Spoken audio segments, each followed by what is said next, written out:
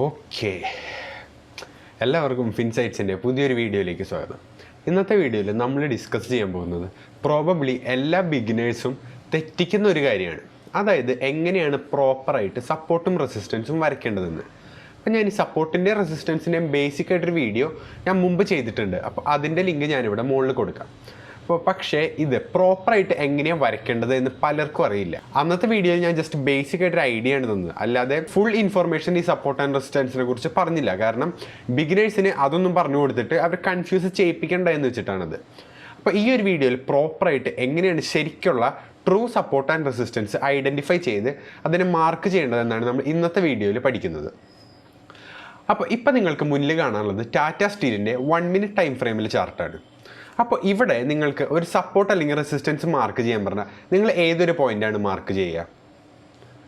ഞാനിപ്പോൾ നിങ്ങൾക്ക് ആദ്യം റെസിസ്റ്റൻസ് മാർക്ക് ചെയ്ത് കാണിച്ചു തരാം.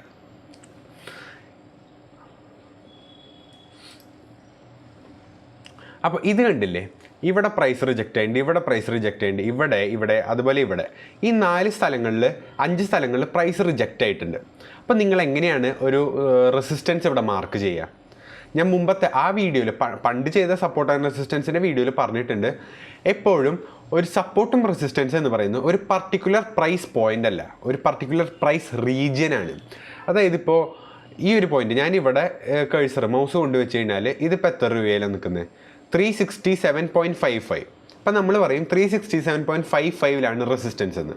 പക്ഷേ 367.55 റെസിസ്റ്റൻസ്, ആ ഒരു റീജിയനാണ്. അതായത് ഇപ്പോൾ ഒരു 367.3 തൊട്ട് ഒരു 367.75, അപ്പോൾ ആ ഒരു 40 പൈസയുടെ ആ ഒരു ഗ്യാപ്പാണ് ഈ ഒരു സപ്പോർട്ട് ആൻഡ് റെസിസ്റ്റൻസ് ആയിട്ട് ആക്ട് ചെയ്യുന്നത്. അല്ലാതെ ജസ്റ്റ് ഞാൻ ഇങ്ങനൊരു ലൈൻ വരച്ച് കഴിഞ്ഞിട്ട് ഇത് സപ്പോർട്ടാണ് ഇത് റെസിസ്റ്റൻസ് ആണെന്ന് പറഞ്ഞാൽ അല്ല, ഈ ഒരു ലൈൻ അല്ല സപ്പോർട്ട് ആൻഡ് റെസിസ്റ്റൻസ്.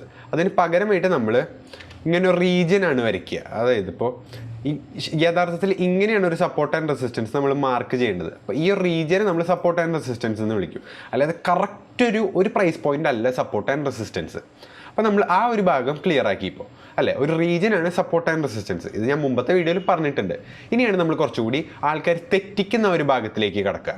ഇനി ഞാൻ വരയ്ക്കുന്നതിൻ്റെ ഒരു ഈസിന് വേണ്ടിയിട്ട് ഒരു ലൈൻ തന്നെയാണ് വരയ്ക്കുന്നത്. പക്ഷേ നിങ്ങളുടെ മനസ്സിൽ ഒരു സോൺ ആയിരിക്കണം ഉണ്ടാവേണ്ടത്. നിങ്ങൾ വരയ്ക്കുമ്പോൾ ഒരു സോൺ ആയിരിക്കണം മനസ്സിൽ കാണേണ്ടത്. ഞാനിപ്പോൾ ജസ്റ്റ് പെട്ടെന്ന് വരച്ച് പോകാനായിട്ട് ഒരു ലൈനാണ് വരയ്ക്കുന്നത്. നിങ്ങളെപ്പോഴും സോണിൽ തന്നെ ആയിരിക്കണം വരയ്ക്കുക. ഓക്കെ, അപ്പോൾ ഈ ഒരു പോയിൻ്റാണ് നമ്മൾ നേരത്തെ കൺസിഡർ ചെയ്തത് അല്ലേ. അപ്പോൾ ഇവിടെ നിങ്ങൾ എങ്ങനെയാണ് ഒരു സപ്പോർട്ട് ആൻഡ് റെസിസ്റ്റൻസ് വരയ്ക്കുക? നിങ്ങൾ ഷാഡോ കണക്ട് ചെയ്യും. ഷാഡോ എന്ന് വെച്ചാൽ വിക്ക്. ഇപ്പോൾ ഈ ക്യാൻഡിലിൻ്റെ വിക്ക് കണക്ട് ചെയ്തിട്ടാണോ വരയ്ക്കുക, അല്ലെങ്കിൽ ബോഡി കണക്ട് ചെയ്തിട്ടാണോ വരയ്ക്കുക? നിങ്ങളൊന്ന് ആലോചിച്ച് നോക്കിയാൽ നിങ്ങൾ എങ്ങനെയാണ് വരയ്ക്കാറ്? ചിലവരോട് ചോദിച്ചാൽ പറയും ഷാഡോ കണക്ട് ചെയ്ത് വരയ്ക്കണം, അവിടെയാണ് പ്രൈസ് റിജക്റ്റ് ചെയ്തതെന്ന്.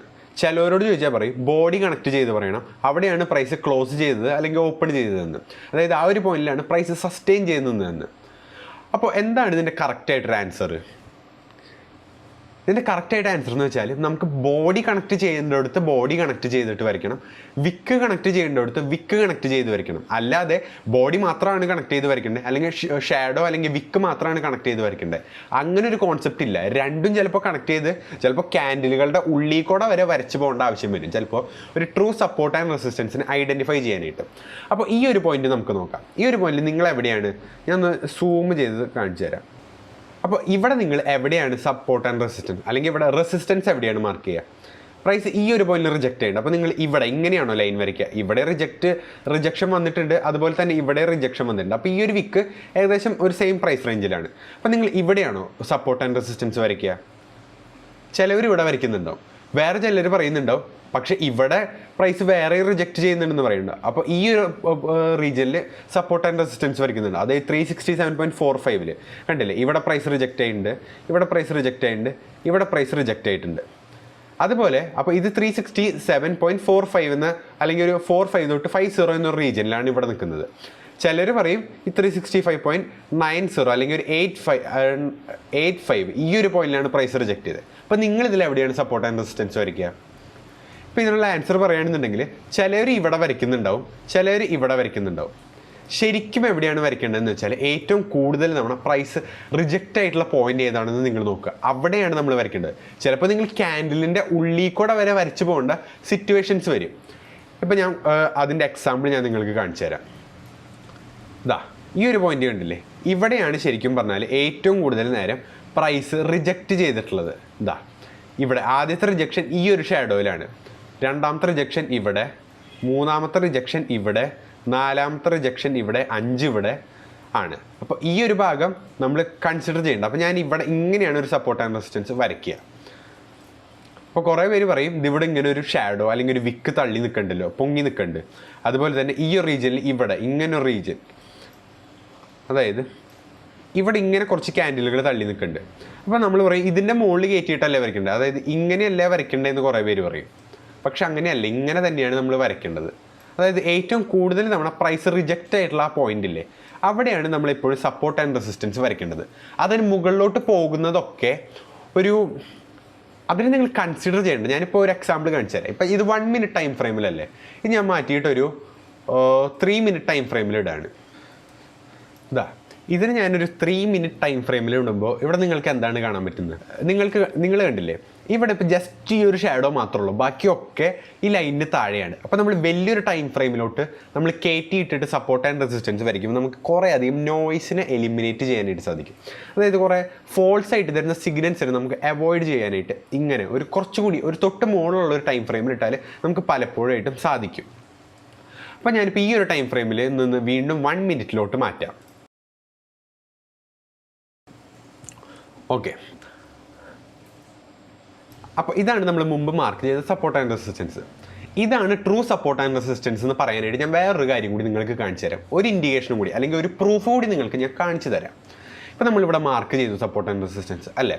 അത് കഴിഞ്ഞിട്ട് ഇത് ബ്രേക്ക് ചെയ്തിട്ട് മുകളിലോട്ട് പോയി തിരിച്ച് റീടെസ്റ്റ് ചെയ്തത് എവിടെയാണ് നിങ്ങൾ നോക്കിയത്? കണ്ടില്ലേ, ഈ ഒരു 367.45 എന്ന ഈ ഒരു റീജിയനിലാണ് പ്രൈസിൻ്റെ ലോവസ്റ്റ് ഉണ്ടാക്കിയത്. അത് റീടെസ്റ്റിൻ്റെ മാക്സിമം അവിടം വരെയാണ് ഉണ്ടായിട്ടുള്ളത്. നിങ്ങളിപ്പോൾ ഈ സപ്പോർട്ട് ആൻഡ് റെസിസ്റ്റൻസ് ഇവിടെ മാർക്ക് ചെയ്ത് കഴിഞ്ഞാൽ എന്തുണ്ടാവുക? അപ്പോൾ നിങ്ങളിത് നോക്കിയാൽ എന്താ പറയുക, നിങ്ങൾ ഈ ഒരു സപ്പോർട്ട് ആൻഡ് റെസിസ്റ്റൻസ്, ഈ റെസിസ്റ്റൻസ് ബ്രേക്ക് ചെയ്തിട്ട് പ്രൈസ് മുകളിലോട്ട് പോയിട്ട് വീണ്ടും താഴോട്ട് വന്നു, എന്നിട്ട് ഈ റെഡ് ക്യാൻഡിൽ സപ്പോർട്ട് ആൻഡ് റെസിസ്റ്റൻസിൻ്റെ താഴെ ക്ലോസ് ചെയ്തു. പിന്നെ ഒരു ഡൗൺ ട്രെൻഡ് വരാനായിട്ടുള്ള ചാൻസ് ഉണ്ടെന്ന് നിങ്ങൾ വിചാരിച്ചിട്ട് നിങ്ങൾ ചിലപ്പോൾ ഷോർട്ട് പൊസിഷൻ എടുക്കാനുള്ള സാധ്യതകളുണ്ട്. അപ്പോൾ നിങ്ങൾക്ക് എന്താണ് പറ്റുക? ലോസ് സംഭവിക്കും അല്ലേ. അപ്പോൾ അതുകൊണ്ടാണ് ഞാൻ പറയുന്നത് ഇങ്ങനെയല്ല സപ്പോർട്ട് ആൻഡ് റെസിസ്റ്റൻസ് വരയ്ക്കേണ്ടത്. നിങ്ങൾ ഈ ഒരു പോയിന്റിൽ ഏറ്റവും കൂടുതൽ വട്ടം പ്രൈസ് റിജക്റ്റ് ആയിട്ടുള്ള ആ ഒരു പോയിന്റിലാണ് നിങ്ങൾ എപ്പോഴും സപ്പോർട്ട് ആൻഡ് റെസിസ്റ്റൻസ് മാർക്ക് ചെയ്യേണ്ടത്. അതിൻ്റെ മുകളിൽ വരുന്ന ചെറിയ ഷാഡോസോ അല്ലെങ്കിൽ ഒരു ചെറിയ 1-2 ക്യാൻഡിലിൽ ചെറിയൊരു ക്ലോസിംഗ് ഒക്കെ അതിൻ്റെ മുകളിൽ വന്നാൽ അത് നിങ്ങൾ കൺസിഡർ ചെയ്യേണ്ട. അതൊരു ഫോൾസ് ബ്രേക്ക് ഔട്ടായിട്ട് നിങ്ങൾ കണ്ടാൽ മതി. അപ്പോൾ ഇങ്ങനെയാണ് ട്രൂ ആയിട്ട് സപ്പോർട്ട് ആൻഡ് റെസിസ്റ്റൻസ് വരയ്ക്കുക. ഇപ്പം നമ്മൾ റെസിസ്റ്റൻസ് മാർക്ക് ചെയ്തു, അത് നിങ്ങൾക്ക് ക്ലിയർ ആയില്ലേ. ഇനി നമുക്കൊരു സപ്പോർട്ട് കൂടി ഒന്ന് മാർക്ക് ചെയ്ത് നോക്കാം. അപ്പോൾ ഇവിടെ നിങ്ങൾ എവിടെയാണ് സപ്പോർട്ട് വരയ്ക്കുക? ഞാൻ ചോദിക്കട്ടെ, ഇവിടെയാണോ നിങ്ങൾ സപ്പോർട്ട് വരയ്ക്കുക? അതോ ഈ ഒരു പോയിന്റിൽ ഇവിടെയാണോ നിങ്ങൾ സപ്പോർട്ട് വരയ്ക്കുക? അതോ ഇവിടെയാണോ നിങ്ങൾ സപ്പോർട്ട് വരയ്ക്കുക? 3 ഓപ്ഷൻ ഉണ്ട്. ഓപ്ഷൻ എ ഇത്, ഓപ്ഷൻ ബി ഇത്, ഓപ്ഷൻ സി ഇത്. എവിടെയായിരിക്കും നിങ്ങൾ സപ്പോർട്ട് വരയ്ക്കുക? ഓപ്ഷൻ സി, ഇവിടെയാണ് നമ്മൾ സപ്പോർട്ട് വരയ്ക്കേണ്ടത്. അതിൻ്റെ കാരണം എന്താണ് നിങ്ങൾക്ക് മനസ്സിലായി എന്നാണ് ഞാൻ വിചാരിക്കുന്നത്. ഞാൻ ഒന്നുകൂടി എക്സ്പ്ലെയിൻ ചെയ്തു തരാം. ഇത് കുറച്ചുകൂടി റിഫൈൻ ചെയ്തിട്ട് ഒരു പൊടിക്ക് താഴ്ത്തി ഇവിടെ വരയ്ക്കാം നമുക്ക്. അപ്പോൾ ഈ 29-ാം തീയതി സെപ്റ്റംബർ 29-ന് പ്രൈസ് ഓപ്പൺ ചെയ്തത് എവിടെയാണെന്ന് നോക്കി, ഈ ഒരു പോയിന്റിലാണ്. 365.20 എന്നൊരു പോയിന്റിൽ ഓപ്പൺ ചെയ്തു. എന്നിട്ട് നല്ല പോലെ താഴോട്ട് വന്നിട്ട് ഒരു വലിയ ഷാഡോ ഉണ്ടാക്കി 363.40 വരെ എത്തി. ഇവിടെ ഷാർപ്പായിട്ട് പ്രൈസ് റിജക്റ്റ് ചെയ്തിട്ട് തിരിച്ച് മുകളിലോട്ട് പോയി. എന്നിട്ട് നമ്മൾ മുമ്പ് മാർക്ക് ചെയ്ത റെസിസ്റ്റൻസ് തട്ടി താഴോട്ട് വന്നു. എന്നിട്ട് റേഞ്ചിങ് മാർക്കറ്റായിട്ട് ഇതിൻ്റെ ഉള്ളിൽ കുറേ നേരം മൂവ് ചെയ്തു. ഇനി സോണിൽ കുറച്ച് നേരം നിന്നിട്ട് ഇങ്ങനെ ഒരു ക്യാൻഡിൽ നിങ്ങൾ കണ്ടില്ലേ. അപ്പോൾ എന്നിട്ട് നമ്മൾ മാർക്ക് ചെയ്ത റെസിസ്റ്റൻസിനെ ജസ്റ്റ് ഒന്ന് ബ്രേക്ക് ചെയ്തു. ജസ്റ്റ് ഒന്ന് ബ്രേക്ക് ചെയ്യുമ്പോൾ ബിഗിനേഴ്സ് പ്രത്യേകിച്ച് ഞാൻ ഇഷ്ടമാതിരി ചെയ്തിട്ടുണ്ട്. നമ്മൾ ഈ റെഡ് ക്യാൻഡിൽ പുറത്ത് ക്ലോസ് ചെയ്യുമ്പോൾ തന്നെ റെഡ് ക്യാൻഡിൽ പുറത്ത് ക്ലോസ് ചെയ്തു, ഷോർട്ട് ചെയ്യാൻ റെഡി ആയിക്കോന്ന് വെച്ചിട്ട് ഷോർട്ട് ചെയ്യും, ലോസ് വരും. ഇതാണ് കൺഫർമേഷൻ്റെ ഒരു ഞാൻ പറഞ്ഞില്ലേ കൺഫർമേഷന് വേണ്ടി എപ്പോഴും വെയിറ്റ് ചെയ്യണമെന്ന് ഞാൻ പറഞ്ഞിട്ടില്ലേ. ഇങ്ങനെ റെഡ് ക്യാൻഡിൽ ക്ലോസ് ചെയ്തതിൻ്റെ പേരിൽ മാത്രം ട്രേഡ് എടുക്കാതെ മറ്റ് ഫാക്ടേഴ്സ് കൂടി നിങ്ങൾ ഇൻക്ലൂഡ് ചെയ്യുക. വേണമെന്നുണ്ടെങ്കിൽ ഒരു 5 മിനിറ്റിൻ്റെ ക്യാൻഡിൽ ക്ലോസ് ചെയ്യാനോ അല്ലെങ്കിൽ ഒരു വേറെ വല്ല പിവറ്റ് പോയിന്റ് ഉണ്ടെങ്കിൽ അത് ബ്രേക്ക് ചെയ്യാനോ അങ്ങനെ എന്തെങ്കിലുമൊക്കെ കൂടുതൽ കൺഫർമേഷൻ നോക്കുക. ജസ്റ്റ് ഒരു റെസിസ്റ്റൻസ് ബ്രേക്ക് ചെയ്തതിൻ്റെ പുറത്ത് ട്രേഡ് എടുക്കരുത്. അപ്പോൾ ഓക്കെ, എന്നിട്ട് ഇവിടെ നിന്ന് തിരിച്ച് ബൗൺസ് ബാക്ക് ചെയ്തിട്ട് വീണ്ടും നമ്മുടെ റെസിസ്റ്റൻസിനെ ബ്രേക്ക് ചെയ്തു. അപ്പോൾ ഇവിടെ നല്ല പോലെ ബ്രേക്ക് ചെയ്തിട്ട് ഒരു ഫോൾസ് ബ്രേക്ക് ഔട്ട് നമുക്ക് തന്നു. ഇവിടെയൊക്കെ ട്രേഡ് എടുത്താലും നമുക്ക് കുറ്റം പറയാൻ പറ്റില്ല. നമ്മൾ ഓൾമോസ്റ്റ് ഒരു 5 മിനിറ്റ് ക്യാൻഡിൽ വരെ ക്ലോസ് ചെയ്തു. ഞാൻ പറഞ്ഞുതരാം, 1 2 3 4 5 5 മിനിറ്റ് ക്യാൻഡിൽ ക്ലോസ് ചെയ്തിട്ട് ട്രേഡ് എടുത്താൽ സ്കാൽപ്പൊക്കെ ചെയ്ത് നിങ്ങൾക്ക് പ്രോഫിറ്റ് ഉണ്ടാക്കാം. അല്ല എന്നുണ്ടെങ്കിൽ ചിലപ്പോൾ ഒരു ഫോൾസ് ബ്രേക്ക് ഔട്ട് ആയിട്ട് സ്റ്റോപ്പ് ലോസ് അടിക്കാനുള്ള ചാൻസ് ഉണ്ട്. അപ്പോൾ ഈ ഒരു പോർഷൻ നിങ്ങൾ കൺസിഡർ ചെയ്യേണ്ട ട്രേഡ് ചെയ്യുമ്പോൾ. സത്യം പറഞ്ഞാൽ ഇതാണ് നിങ്ങളുടെ സപ്പോർട്ട്, ഇതാണ് നിങ്ങളുടെ റെസിസ്റ്റൻസ്. ഇതിന് താഴോട്ട് വരുന്ന ചെറിയ ക്യാൻഡിലുകളോ അല്ലെങ്കിൽ 1-2 ക്യാൻഡിലുകൾ പുറത്ത് ഉണ്ടായിട്ടുണ്ടെങ്കിൽ അത് നിങ്ങൾ കൺസിഡർ ചെയ്യേണ്ട. അതൊരു ഫോൾസ് ബ്രേക്ക് ഔട്ട് ആയിട്ട് നിങ്ങൾ കണ്ടാൽ മതി. അപ്പോൾ അങ്ങനെയാണ് നമ്മളിവിടെ ഒരു സപ്പോർട്ടിനെ മാർക്ക് ചെയ്യുന്നത്. അപ്പോൾ ഏറ്റവും കൂടുതൽ വട്ടം പ്രൈസ് റിജക്റ്റ് ചെയ്യുന്ന ഒരു പോയിന്റ് ഇല്ലേ, അതാണ് സപ്പോർട്ട് ആൻഡ് റെസിസ്റ്റൻസ്. ഇവിടെ ഒരു വട്ടം ഇവിടെ റിജക്റ്റ് ചെയ്തു, രണ്ടാമത്തെ വട്ടം ഇവിടെ, മൂന്നാമത്തെ വട്ടം ഇവിടെ. അതും കൂടാതെ ഇവിടെയും ഒരു വട്ടം റിജക്റ്റ് ചെയ്തിട്ടുണ്ട്. ഇത് തിരിച്ച് കയറിയിട്ട് ഒന്ന് ബൗൺസ് ബാക്ക് ചെയ്ത് ഈ ഒരു പോയിന്റിൽ വീണ്ടും റീടെസ്റ്റ് ചെയ്തിട്ടുണ്ട്. അപ്പോൾ ഇതൊരു ട്രൂ സപ്പോർട്ട് ആൻഡ് റെസിസ്റ്റൻസ് ആണെന്ന് നമുക്ക് മനസ്സിലായി. അപ്പോൾ അങ്ങനെ ഈ സപ്പോർട്ട് ആൻഡ് റെസിസ്റ്റൻസിൻ്റെ ബേസിൽ ഇങ്ങനെയാണ് നമ്മൾ ട്രേഡ് ചെയ്യാം. ട്രൂ സപ്പോർട്ട് ആൻഡ് റെസിസ്റ്റൻസ് ആദ്യം ഐഡൻറ്റിഫൈ ചെയ്യണം. അതാണ് ഏറ്റവും ബുദ്ധിമുട്ടായിട്ടുള്ള കാര്യം. നിങ്ങൾ പ്രാക്ടീസ് ചെയ്താൽ ഈസി ആയിട്ട് നിങ്ങൾക്കും ചെയ്യാൻ പറ്റും. അപ്പോൾ ആ ഒരു സപ്പോർട്ട് ആൻഡ് റെസിസ്റ്റൻസ് ബ്രേക്ക് ചെയ്തിട്ട് കൺഫർമേഷന് വേണ്ടി വെയിറ്റ് ചെയ്ത് മറ്റ് ഫാക്ടേഴ്സിനെ കൂടി ഇൻക്ലൂഡ് ചെയ്തിട്ട് ട്രേഡ് ചെയ്യുക. അങ്ങനെ ചെയ്താൽ തീർച്ചയായിട്ടും നിങ്ങൾക്ക് ഈസി ആയിട്ട് പ്രോഫിറ്റ്സ് ബുക്ക് ചെയ്യാനായിട്ട് സാധിക്കും. അപ്പോൾ ഈ വീഡിയോ കണ്ടതിലൂടെ നിങ്ങൾക്ക് സപ്പോർട്ട് ആൻഡ് റെസിസ്റ്റൻസിൻ്റെ കൂടുതൽ ഒരു ഇൻസൈറ്റ്ഫുൾ ആയിട്ടൊരു നോളജ് കിട്ടി എന്നാണ് ഞാൻ മനസ്സിലാക്കുന്നത്. കുറച്ചുകൂടി ഇൻഡെപ്ത് ആയിട്ട് എങ്ങനെയാണ് ഇത് പ്രോപ്പറായിട്ട് മാർക്ക് ചെയ്യേണ്ടത് എന്ന് മനസ്സിലായെന്നാണ് ഞാൻ വിചാരിക്കുന്നത്. കുറേ പേര് സപ്പോർട്ട് ആൻഡ് റെസിസ്റ്റൻസിന് ജസ്റ്റ് ഒരു ലൈനായിട്ടാണ് പറയാം.